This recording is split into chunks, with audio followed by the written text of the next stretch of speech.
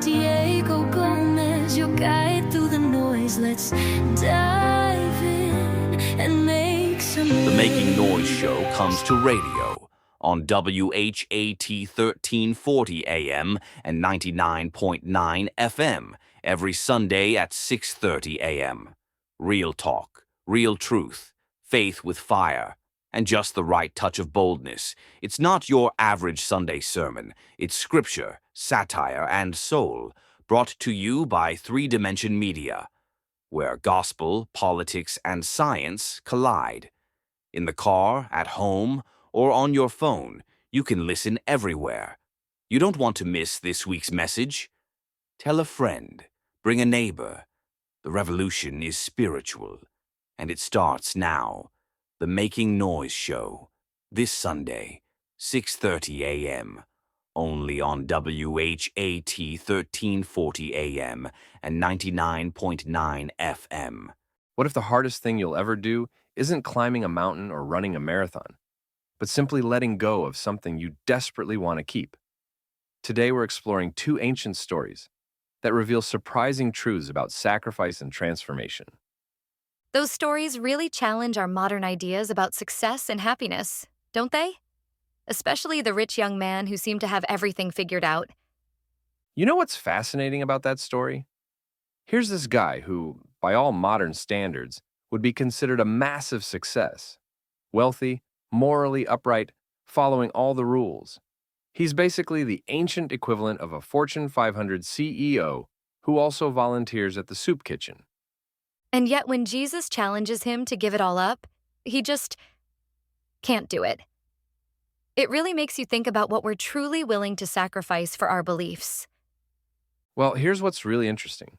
Studies show that wealth actually tends to decrease empathy and compassion. Research from Berkeley found that people with more money typically show less emotional intelligence and struggle more with personal relationships. That adds a whole new layer to Jesus saying it's easier for a camel to go through the eye of a needle than for a rich person to enter God's kingdom. Exactly. And you know what's wild?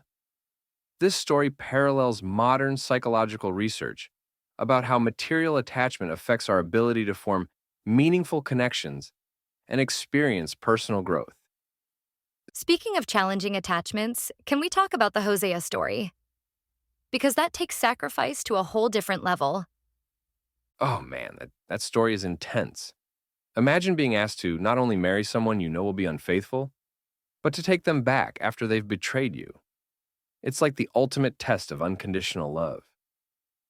Well, what strikes me is how both stories deal with giving up something that's deeply tied to identity, whether it's wealth and status or pride and personal dignity. You know, psychologists actually have a term for this.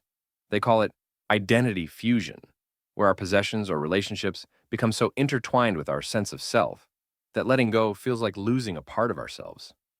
So, what do you think these stories tell us about making necessary changes in our lives? Well, looking at contemporary research on behavior change, we see that transformative moments often require what psychologists call disruption of the status quo. It's like what John Lewis meant by good trouble. Sometimes we need to disturb our own peace to grow. These stories really seem to be about more than just individual change, though.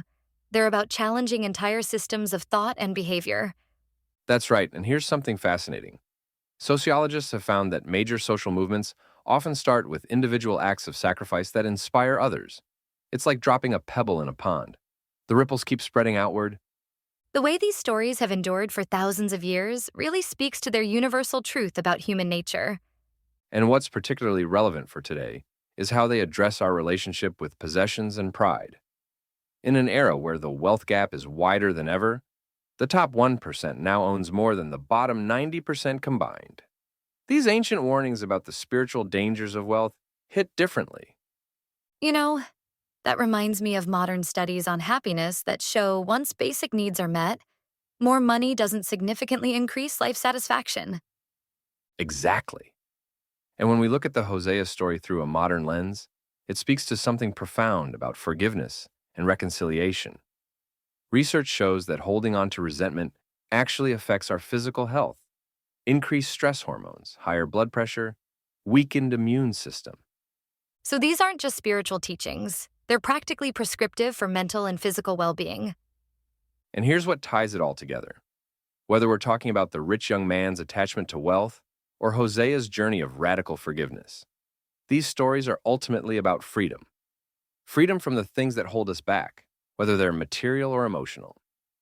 That really brings new meaning to that quote from John 8:32. You shall know the truth, and the truth shall make you free. Looking ahead, I think these ancient stories offer us a powerful framework for addressing modern challenges, whether it's wealth inequality, social justice, or personal transformation. Sometimes making good trouble starts with being willing to let go of what we think we can't live without. Hello, Philadelphia. I'm Delilah. I'll be guest co-hosting the Making Noise show very soon, so don't miss a single episode. You never know what I'm going to say. Okay, so tune in Sundays at 6:30 a.m., only on WHAT 1340 AM and 99.9 FM. Welcome to the Making Noise show, where we bring truth to power. Join us next time. Keep making noise.